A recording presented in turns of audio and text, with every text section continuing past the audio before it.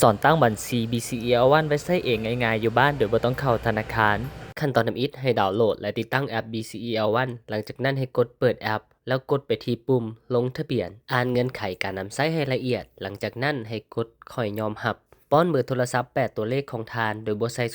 020หลังจากสำเร็จแล้วให้กดต่อไประบบจะส่งรหัสยืนยันเข้าให้ท้องข้อความของเบอร์โทรศัพท์ที่ทานป้อนให้ป้อนรหัสที่ได้รับใส่หลังจากนั้นให้เลื่อนลงมาทางด้านลุ่มขั้นตอนนี้สำคัญให้ใส่เลขแนะนำ B9547 และเลขหน่วยบริการทคตล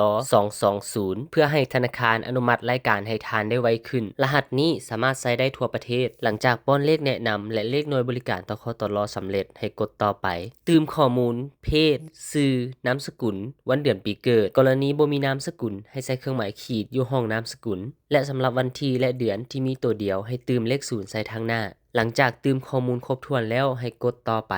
ป้อนข้อมูลที่อยู่แขวงเมืองและบ้านอยู่ตามเอกสารยังยืนตัวตนของทานหลังจากสำเร็จแล้วให้กดต่อไปตั้งรหัสผ่านที่จะนำใช้ในการเข้าสู่ระบบ BCEL1 ด้วยตนเองรหัสต้องประกอบมีตัวเลขและตัวอักษรภาษาอังกฤษรวมกันให้ได้6ตัวขึ้นไปป้อนรหัสที่ทานต้องการใส่ห้องทางถึงและป้อนรหัสอันเก่าอีกครั้งหนึ่งใส่ห้องทางลุ่มเพื่อยืนยันหลังจากสำเร็จแล้วให้กดต่อไป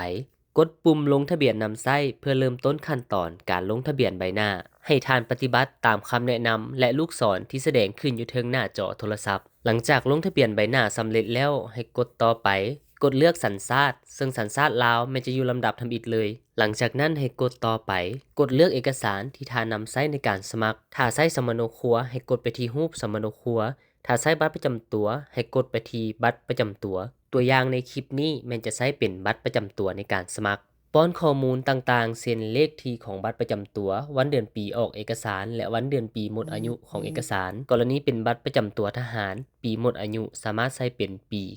9999ได้และอย่าลืมถ้าเป็นเลขตัวเดียวให้ใส่เลข0ข้างหน้าหลังจากป้อนข้อมูลสำเร็จให้เลื่อนลงไปทางด้านลุ่มกดถ่ายรูปเอกสารตามตัวอย่างที่แสดงอยู่เทิงหน้าจอเซ็นรูปด้านหน้าบัตรรูปด้านหลังบัตรและรูปถ่ายเซลฟี่กับบัตรประจำตัวหลังจากถ่ายรูปครบถ้วนสำเร็จแล้วให้กดยืนยันและกดตกลงถือว่าสำเร็จขั้นตอนในการสมัครนำใช้แอป BCEL1 ให้รอท่าการอนุมัติจากธนาคารในระหว่างที่รอท่าแม่นสามารถกดออกจากแอปได้ธนาคารจะดำเนินการอนุมัติให้ในวันจันทร์ถึงวันศุกร์เวลา 8 โมงถึง 17 โมงถ้าสมัครในเวลานี้แม่นจะบ่ได้รอท่าดนถ้าว่ากรณีสมัครวันเสาร์อาทิตย์หรือนอกโมงบริการแม่นต้องได้รอท่าการอนุมัติในมื้อราชการถัดไปท่านสามารถตรวจสอบสถานะการสมัครได้โดยการเปิดแอป BCEL1 แล้วกดไปที่ปุ่มลงทะเบียนถ้าขึ้นติ๊กสีเขียวแบบนี้แสดงว่าการสมัครได้รับการอนุมัติแล้วให้กดไปที่ปุ่มเข้าสู่ระบบให้ป้อนเบอร์โทรศัพท์ที่ทานตั้งใส่ห้องอีเมลหลังจากนั้นให้ป้อนรหัสผ่านที่ทานได้ลงทะเบียนไว้หลังจากนั้นให้กดเข้าสู่ระบบในการเข้าสู่ระบบเทื่อทำอิฐทานต้องได้สแกนใบหน้าเพื่อยืนยันตัวตนโดยการจัดตำแหน่งใบหน้าให้อยู่ครึ่งกลางและหันหน้าไปแต่ละด้านตามลูกศรจนกว่าจะครบ 100% หลังจากนั้นระบบจะส่งรหัสยืนยันเข้าให้ทางเบอร์โทรให้ป้อนรหัสที่ได้รับใส่หลังจากนั้นให้กดต่อไปตั้งรหัสผ่านใหม่อีกเทื่อนึงซึ่งรหัสผ่านนี้จะเป็นรหัสที่ทานจะนำใช้ในการเข้าสู่ระบบ BCEL1 แต่ละครั้งหลังจากสำเร็จแล้วให้กดต่อไป